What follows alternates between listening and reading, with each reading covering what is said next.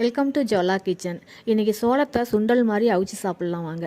இதை கொஞ்சோண்டு உதிர்த்து வச்சுருக்கேன். கொஞ்சம் உப்பு போட்டு 1/2 டம்ளர் தண்ணி ஊற்றி இதை அவிச்சிக்கலாம். ஒரு 5 விசில் விட்டால் அது பூ போல் வெந்துடும். வெந்ததுக்கப்புறம் இது சின்னதாக ஒரு வேலை பார்த்துருவோம். இது சூப்பராக இருக்கும்.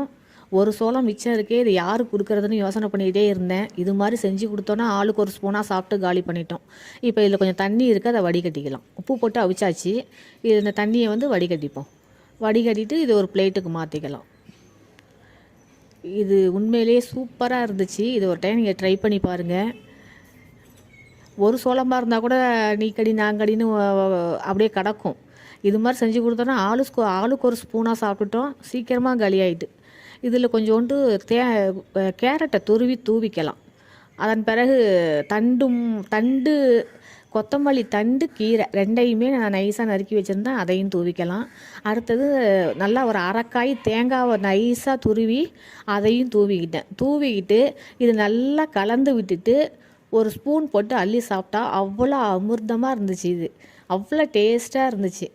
இது ஒரு டிஃப்ரெண்ட்டாகவும் இருந்துச்சு. சீக்கிரமாக காலி ஆகிட்டு. இப்படி ஒரு ஐடியா இருக்கேன்னு எனக்கு செஞ்சதுக்கப்புறம் தான் எனக்கே தோணுச்சு.